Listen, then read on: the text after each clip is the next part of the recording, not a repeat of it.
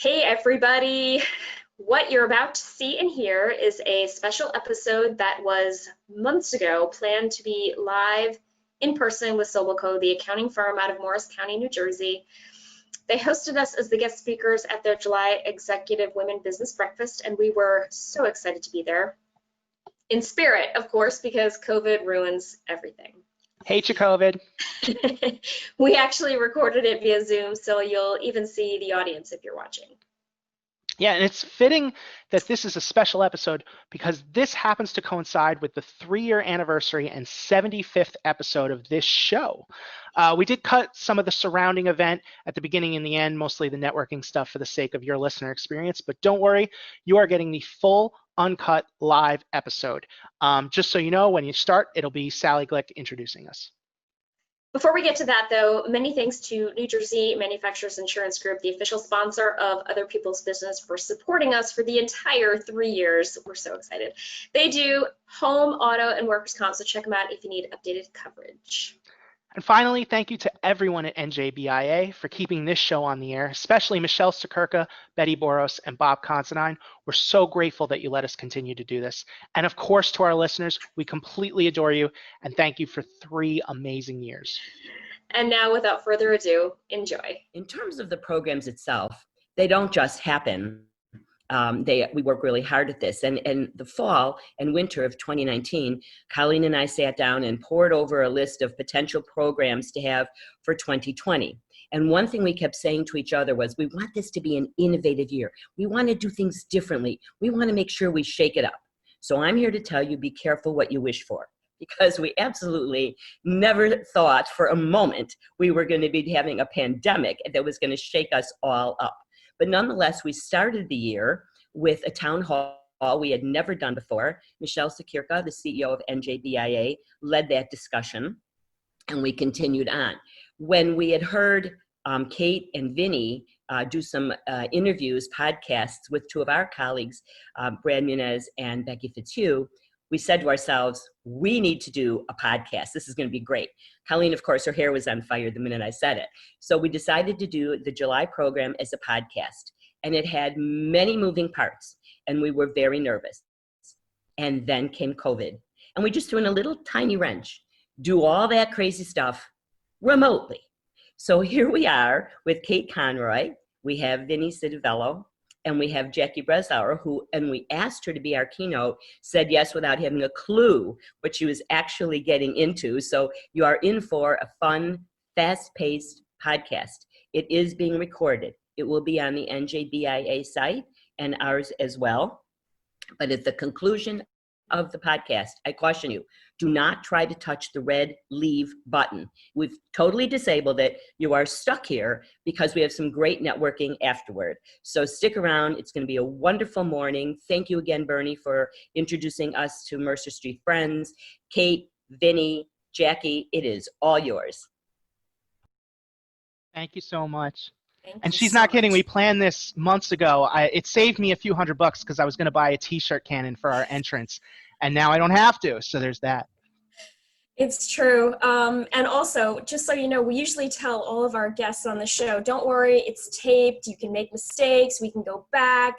I can't tell you how many times Vinny has said, cut, start again. Not so today. This is totally live. Yeah. So if we make a mistake, it's a mistake. So as Sally mentioned, this is a podcast. This is our show, Other People's Business, which is the podcast from the New Jersey Business and Industry Association, the largest statewide business association in the country.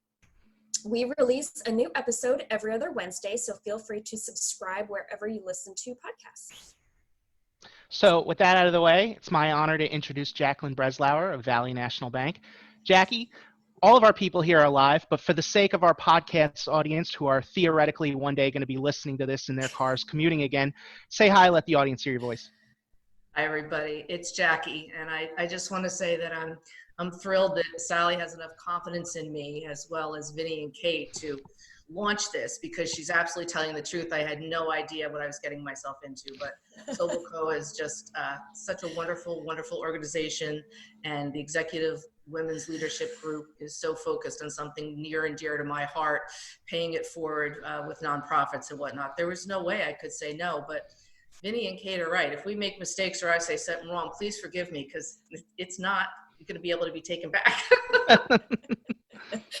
Exactly. Okay, so we usually start the show with an icebreaker. Today's icebreaker is, what are you currently binging? And I think I'm going to start with Vinny so that he can then monitor the chat. So in the audience, feel free to add to the chat what you are currently binging, and we'll shout it out. Okay, so Vinny, you go first. So my daughter has had something of a dictatorship over the TV. We've been binging Doc McStuffins and Mickey Mouse Clubhouse and Sophia the First, and that is it. So, yeah. Wow. Okay, I'm sorry to hear that. Yeah. Jackie, can you do better than that? Well, maybe a little. I am obsessed with Madam Secretary. As I work out every morning, that's what I watch. She's one of my heroes. So my kids tried to have me watch that. What was that Lion Tiger show? You guys know what I'm talking about, right? Crazy people. Oh, the Tiger King. Oh, Yes. I only saw an episode or two of that, though. That's what she says. that was a hard show to watch, I'll be It honest. was. Yeah, that was a hard show. Probably you can stop at the one episode and you got the gist. Well, yeah. So I'm currently binging RuPaul's Drag Race. It's a show that I've been aware of for a really long time, and only recently got into it because a friend said that I absolutely had to, and they were right. It is some of the best entertainment, and I am not a reality show person, but it is some of the best entertainment I've seen in a very long time, so very excited about that. Vinny, you want to shout out what other people are watching? Absolutely. Karen in the chat is watching The Floor is Lava, which is what I have actually been sneaking in the few moments that I can. That's a Netflix game show kind of a thing. Unsolved Mysteries on Netflix. I didn't even know. Is that back? Is that like a rerun of the old ones?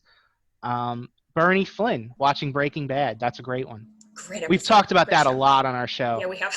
Yeah. That and Better Call Saul. Angeline is watching Hamilton. I've gotten through about half of it, and I absolutely can't wait to watch the rest, but my daughter came in, she's 3, and she started screaming that we weren't watching her stuff, so I couldn't finish it. But yeah. Dictatorship. Yeah. Yeah, exactly. Oh, Unsolved Mysteries is a reboot, and it's so good. That's what I'm hearing. Oh, very cool. All right. Yeah. All right, so Jackie, the reason that we've invited you here, or that Sally invited you here, is because you're going through an amazing career. I want to hear about your story. my story. So, No pressure or anything. You know, just Right. Start at the beginning. how much time do we have now?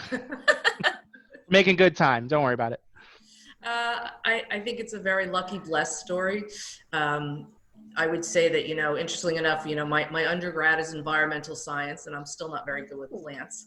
How I ended up in banking was really, working my way through, college part-time, and spiraled into being asked to consider joining them when I graduated. Again, having an environmental science degree, I really thought I was going to be a forest ranger when I grew up. I had all intentions of moving to Colorado, but it never happened. So fast forward into banking and into internal auditing of all things. But even back then, I really saw it as a way to be a catalyst of change. It was fast paced. It's never the same thing every day. And I'm not really one to sit behind a desk and not move. So the profession itself attracted me early on. And then as the profession changed and progressed, I realized how much it was about relationships and interacting with people, which really kind of solidified I'd made the right decision. So I went back, got my MBA at night in the business administration area, because I knew I would be in that space. Spent my time studying to get a few certifications to make sure I could back up what I was doing. And it's been a journey since then. I ended up with DIT, which some of you are familiar with, for 17 years. And it was quite a ride. A company that, through the financial crisis actually went through bankruptcy and came back out again in 30 days, which will be a white paper someday. And so it was an opportunity to really see all different sides of people, which again, you'll hear me mention that a lot, because my whole career has been about relationships and finding the right mentors and coaches that still keep you motivated, and surrounding yourself with great people, which was why it was hard for me to leave. I was not looking to leave. I was asked to consider Valley, a bank that was on a great journey, like a lot of mid-sized banks. Their efforts remain relevant and competitive, and they needed to be able to change not their culture, not just their culture, but their approach, especially in the auditing area. They were on a journey, and it was a journey that, you know, having met with the CEO, who's amazingly brilliant, full of energy, and very much focused on the community, again, was hard to say no to. I'm very much about, as I said, paying it forward, and Valley Bank is all about that. So it was the right culture for me. And after a year, I have not looked back. I have a new team that is amazing, and we're really enjoying the opportunity to help support the bank as it moves forward. And so here I am today. So two things came into my mind. I think it's amazing that almost nobody ends up doing for a living the thing that they went to college for. And I think it's amazing that we still ask high school seniors to choose a major, and we expect that that's just going to work out fine for them. You know, there's, you know, doctors, lawyers, accountants, that group of people, they end up, but I was a history major. I'm in sales now. It's so funny. Very funny. I'd be interested to take a poll. How many of us with college degrees ended up actually applying? Yeah, Right? that's a really good poll. Put that in the chat if you don't mind, ladies. We would love to know how many of you are doing the thing that you thought you would be doing when you got to college freshman year. And the other thing that I thought was, over the course of a career, it's amazing how many people come into your life and impact it, whether they know it or not. You know, I've had mentors, and I've also had, I think of them as like stealth mentors. We've never had a conversation, but I ask them pointed questions or open-ended questions so that they can guide me in a way that they might not even be aware that they're doing. I think of Sally as a stealth mentor. You know, we've never had a conversation where she's going to teach me all about life and business, but, you know, I ask her questions and she answers me, and I learn from her. Can you talk a little bit about your relationships with people, the mentors, your mentees, perhaps people that might have been stealthily menteeing you? Sure. And yes, of course, Sally is one of them. She's an absolute move to action. Know you can do this. Really helps to pull your head out of the sand to say, really, that's me? Yes. Having said that, I have been very lucky to have a number of other mentors through the year, male, female, and, you know, I think you pick and choose what you want to emulate from them, per se. And it's diversity for me. So that is taking a number of different people that I've worked closely with and taking some of their skills and attributes. All of my past bosses, I'd say I have been very lucky. There's not one that wasn't fabulous and I didn't learn something from, and be able to roll that all together is great. But I would also say that, you know, by default, I end up being a mentor and a coach to a number of very strong women.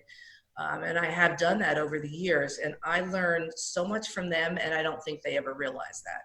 It is such a two-way street, because again, it helps you to understand more about yourself. When they ask you questions about certain things, they think that you're pretty good at handling that. You're like, really? I am? And you learn about their strengths, and there's nothing more rewarding than being able to build that relationship and help to coach and mentor them and see them progress. And again, selfishly knowing I learned probably just as much from them. As someone who's been both a mentor and a mentee, what's the best way to start that kind of a relationship?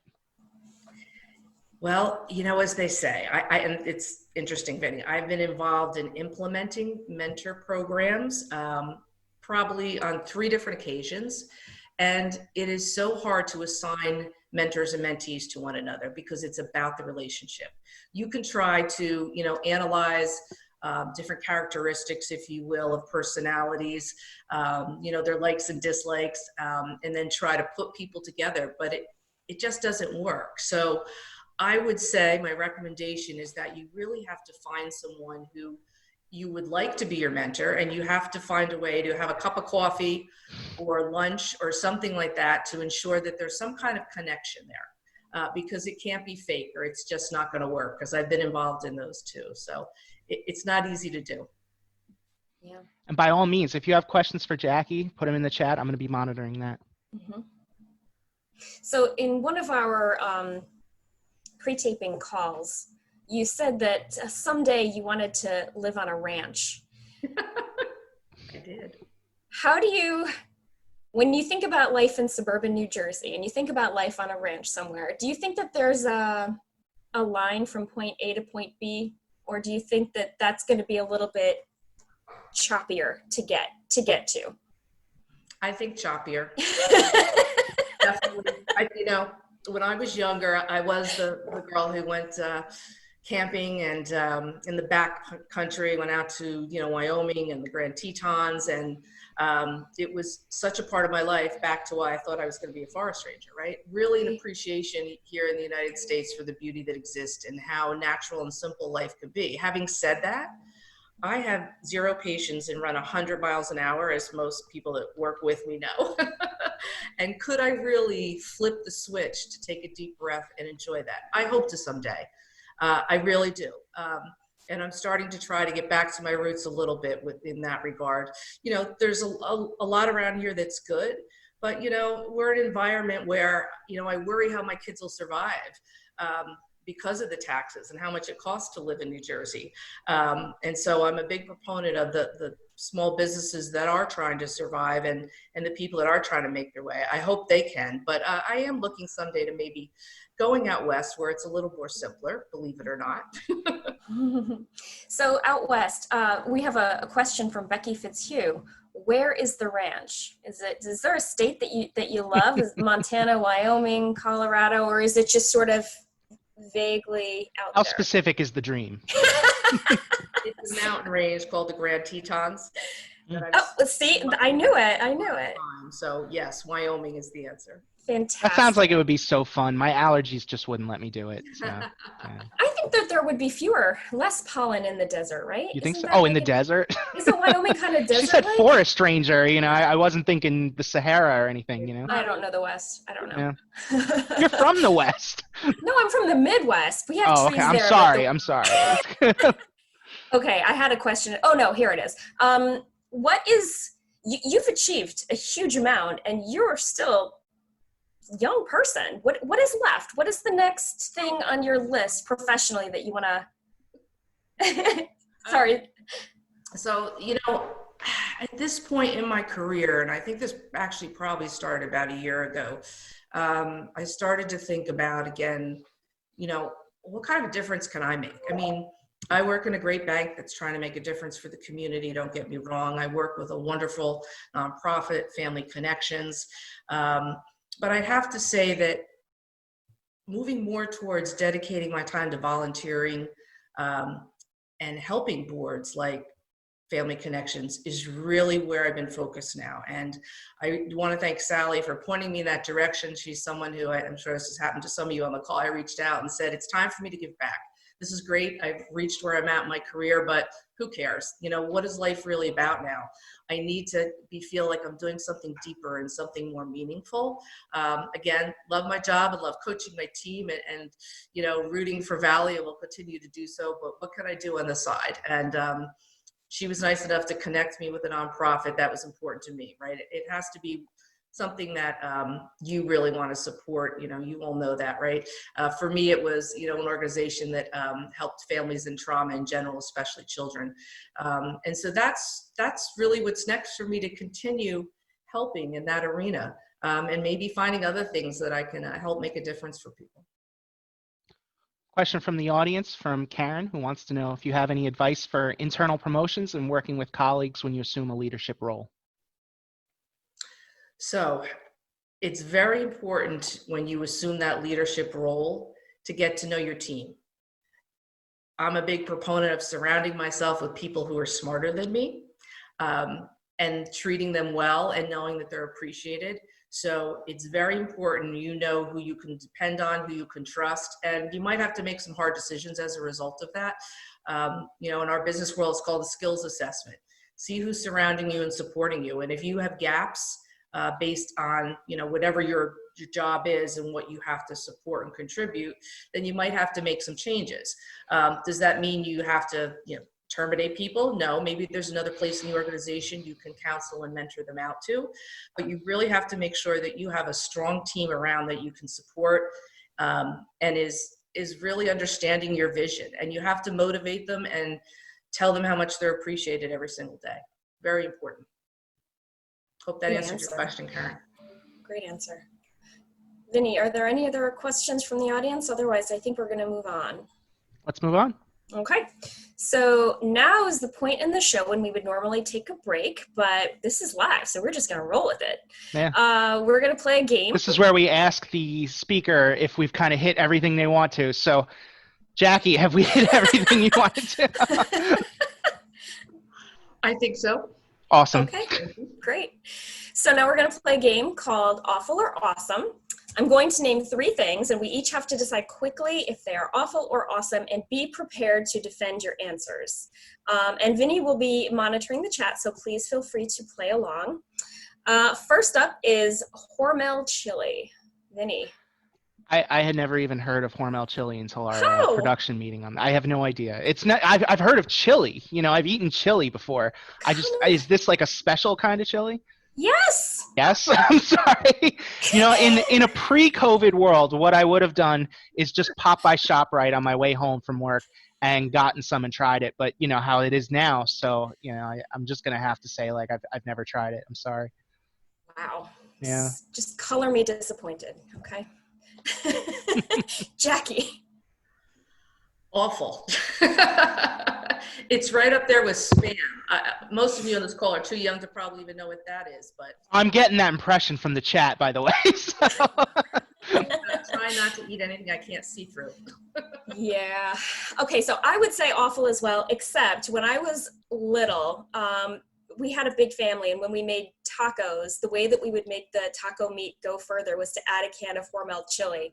And I didn't know that that was passe or not a thing to do until I moved to the East Coast. I don't think I've had Hormel chili since 30 years perhaps, maybe. But I remember being really excited for the tacos, and so it's associated in my memory that way. So I'm going to have to be the lone person to say awesome, okay? I'm just going to have to do it. When we say the lone person, I mean like the chat is literally showing me that every single person is awful. So. Hey, in your defense, it can be used in a really good taco dip, to your point. I do have a sister-in-law who uses it for that, so. Taco dip. Anything involving chips, just sign me up. I'm a big fan. Okay, next up is suburban livestock. Yeah, so I live in Hunterdon County, which is kind of this halfway in between suburbia and agriculture.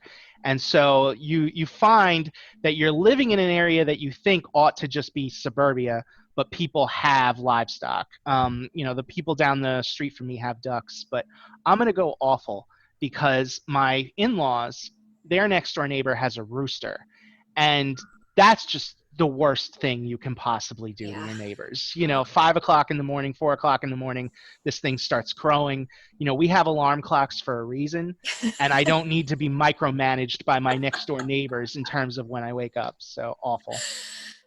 Yeah, Jackie? I'm with you, Vinny, on the whole rooster thing. I'm starting to reconsider my answer. I was going to say, okay, that's kind of in between awful and awesome. I have a good friend who actually got herself some chickens and has the chickens lay eggs. And that's a cool thing as a hobby, especially during the pandemic, which I thought was interesting. And I do threaten my husband, I am going to get some kind of a little goat for the backyard. But yeah, I guess I'm right in the middle there. It depends what the animal is. Where do you live that you could own a goat? Would the township be okay with that? Well, I'm not sure it'd be legal. I live in Boonton Township, but I will tell you there's a llama farm that's not too far away, and to see them walking around probably, I don't know, 5 miles from me is amazing to me. So yeah, I live, there's a lot of woods in my backyard, so I have a wild turkey, I have bears, I have deer, I have a lot of wildlife that makes me think that I'm, on a ranch someplace. Okay, that's fair. I think I have to say awful as well. My parents live on 10 acres, and they had chickens for a very long time, and so I know what it means to wake up to a rooster, but the neighbors couldn't hear it. And so if I lived, here in my little house in Edison, New Jersey, and a neighbor's rooster woke me up, I would be upset. I would be annoyed by that, I think. Yeah. Our audience seems to be kind of in the awesome category, especially when it comes to chickens. Comments here saying, I love getting eggs from my next door neighbors. Yeah. Some people that have things more than chickens, everybody likes to view them, the llamas and the goats and the sheep, Somebody has a llama in the suburbs? Yeah, can you? I'm like, Farm. It's a farm, so they have a license for it. oh, okay. Okay. That's fair. I guess if you have Interesting. enough acreage, you can. What does a llama do for a farm? They protect the sheep, I Oh. think. Like on a working farm, you know how like you've got a herd of sheep and then you've got predators that might try to attack and eat the sheep. A llama will protect the sheep from the predators, I think. Wow. Okay. According to my extensive viewing of McLeod's Daughters about 10 years ago. Donna's neighbor has a kangaroo. Yeah, I know, Vinny. I didn't want to steal your job, but I saw that flag. I have one job here, all right? I'm going to do it. Wow, That's that's amazing. interesting. Kangaroo. I don't even know where you would get a kangaroo. Yeah, I have no idea. Okay, moving on. The last one is fashion masks. I'm going to go awesome on that. Yeah. I think it's another way to customize things. We're all kind of in this world now where we have to wear them. So as long as we are, we might as well, match and everything. I don't have a lot of the fabric yet, but I ordered some special fabric, with stuff like it would be like very obscure movie reference, kind of like the same fabric so-and-so would have worn in X movie. So I'm looking forward to making some masks out of that. That's awesome. Yeah. Jackie. And when I say I'm looking forward to making the masks, I am going to give the fabric to my wife because I have no idea how to sew. So I didn't want to do that to you in Yeah. public, but offline I was going to say, are you really going to be the sewer or is Tara going to be I'm going to help. I cut the stuff out. She gives me the template. It's Okay. like a cardboard thing. I put it over. I cut and then I hand it to her. Shout out to Tara. She's amazing. Shout out. That's awesome. Okay. Jackie? I think that's awesome. I really haven't taken the time to think about a design for myself. My whole family are huge New York Giant fans, so I have a feeling that's in my future as a birthday gift, like it or not. But I just love when I'm out and I see people that have taken the time to design a mask that represents their personality or something they like, because Vinny's right. We might as well have fun with it, right? Yeah. So I'm an avid royal watcher, and on Instagram this week, the Queen of Spain and the Queen of, I think, Sweden, both were wearing masks, the exact same fabric and color as the gown, with jewelry, with the tiara. Like, it was the full nine. Wow. And the mask. It was kind of amazing and super impressive. And I was thinking like goals. I need to like somehow incorporate a mask that matches certain pieces of my wardrobe if I need to do something special outside. I was really impressed. I think it's awesome. Okay, Vinny, anybody from the chat? Yes, so Karen had the idea of support your local museums, get one from their online gift shops. Ooh, good one. Yeah. I like that. I'm looking for the name. Somebody had said that they got one from their alma mater and they were very happy with that. That's awesome. I like that. Okay.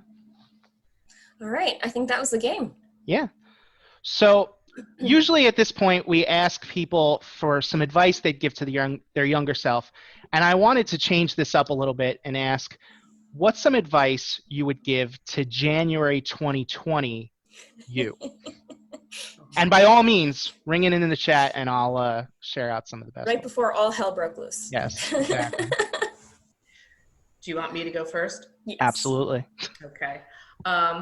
Well, I was toying with going to Paris for the weekend with my husband because I am pretty much a workaholic, as is he, quite frankly. And I thought, wow, wouldn't it be nice to just escape, for a long weekend by ourselves, etc. And I didn't pull the trigger because I was being too rational. I have this to do at work, and gee, I wonder how much money it would cost. And I don't really want to leave the dog. And then if I go, I'll feel bad that I didn't take my kids, and etc. etc. And I never pulled the trigger. And so for that reason, I would say life is too short, and things like this happen, and now you're locked down. You can't go anywhere. So that was my little. It's a good one. Yeah, I would have bought like a whole tub of hand sanitizer, Everywhere you go, like the dollar store, when they had the little bowl with the little ones out for $1, I would have just bought them all. Yeah, that's a good one. I probably would have stocked up more on cleaning supplies because I live alone, and the place isn't filthy, but it's it's not perfect all the time. And so when I did need to go and buy I just needed like Windex for something. I realized somehow that I didn't own any Windex and I couldn't find it. And I was kind of appalled and really beating myself a little bit up about not having basic cleaning products and then not being able to get them. And I was just like, good Lord, what have we become? Stock up on cleaning products is my advice. Yeah, the big one from the chat is traveling. Everybody would have Yeah. wanted to take like one last trip. Yeah. Take a cooking class was Karen's one. Buy a pool. Allison, a she shed, would have been great to have that. So, I yeah. like that. That's a good one. Yeah. Okay. Anything? Oh, go ahead. Oh, no, go ahead. Jackie, anything that you'd like to promote, keeping in mind this episode will air probably a week from now? Promote. Anything? Any event coming up? Anything? I was trying to figure out, do you want it business or personal or? Anything you want. Anything. Something coming up you'd like the audience to know about. I would just like to, step back and say, think about giving back in some way to whatever charity is dear to your heart in this time, because they really are struggling, and there are so many of them out there that are dealing with, I think, the repercussions of this pandemic that have yet to hit. And when I say that, it is, the people struggling to find work, to keep food on the table. I know I sound dramatic, but it's happening in your own backyard, trust me. It is the people that are home now that, no longer have an outlet to these nonprofits that help to provide counseling per se, right? If they are, I hate to say it, victims of an abuser, they don't have an outlet to school or to work anymore. And those abusers are home and probably cranky. They don't have jobs. Again, I know I sound like a Debbie Downer, but, as much as I am such a positive person and only surround myself with positive people, I'm also a realist about the world and what's going on. And I just would say that, I could sit here and say, family connections, please give to them. But I think it's important you give to the organization that makes you feel good to pay it forward, knowing that there will be some repercussions from this we have yet to see. That's awesome. I love that. So how can people get a hold of you if they need to, or, the bank, or follow you online? Actually, I'm on LinkedIn. My email address is very easy. It's J Breslauer, although spelling that is probably an issue, but I think it's on the advertisement somewhere at valley.com. And yes, I think, the power of networking, I didn't touch upon that because I know we're going to roll into it soon, but there is nothing like that. You don't realize the people you're going to meet in your lifetime that will either help you as a person or maybe help your child out or a friend. It's all about connections. So very powerful tool to network. And so I say that I'm very open to anybody reaching out on LinkedIn or sending me an email. Happy to chat. Fantastic. Awesome. That's our show, right? Yep, that's our show. I think I'm going to do one quick plug for our upcoming Women Business Leaders Forum. It's our largest event of the year, and this year it's virtual, the week of September 8th through 11th. I'll put the link for more info in the chat. If you enjoyed yourself today and you'd like to subscribe to the show, visit njbia.org/subscribe. We frequently have women business leaders on the show as guests, so if you think you'd like to join us one day and be in the hot seat, we'll put our contact info in the chat as well. At this point in the show, we usually thank our listeners and subscribers, and while we absolutely still do thank them, we also really thank all of you for joining us today. Thank you also to Mercer Street Friends, which gives away 2.7 million pounds of food annually, serving 80 different local organizations. Thank you to Jacqueline Breslauer for being our guest. And finally, thank you to SobelCo, especially Sally Glick and Colleen Logan, for making this happen. We know that Michelle Sakurka would have been a safer bet, but you took a chance on us, and we are super grateful. Yes, thank you so much. I am so honored and humbled to have been invited here today. Same. We told Vinny he was lucky there was a pandemic because he didn't have to fight through a crowd of 200 women to be the only guy on the program. So absolutely. Well, we have Bernie too. Yes, we did. We did have Bernie. Exactly. Thank you. At the time, I think I might not have been sure who was coming from Mercer Street, but yes. So we all know how awesome and overwhelming that group can be, and we thank everyone. A couple of comments real quick before we move into the networking. Jackie mentioned how important it was to surround yourself with people smarter than her. And I am as smart as Jackie, and I have done the very same thing. So before we move on to the networking, I want to make sure that I say one more time that none of this could ever happen without an amazing collective team at SobelCo. And every one of you knows that without Colleen and her guidance, and certainly Brittany and Becky and all of the other women partners who contribute to this, Liz and others, it wouldn't be this program today. So I could throw awesome and awful questions at Jackie, but it wouldn't come out nearly as much fun as this has been. And thank you also, Kate, for reminding us about the September 8th program. I did write it down. I've checked it off my list, but I know that Colleen and I have never missed. We've been there from the beginning. This is certainly a fabulous legacy you've built, and they're wonderful programs.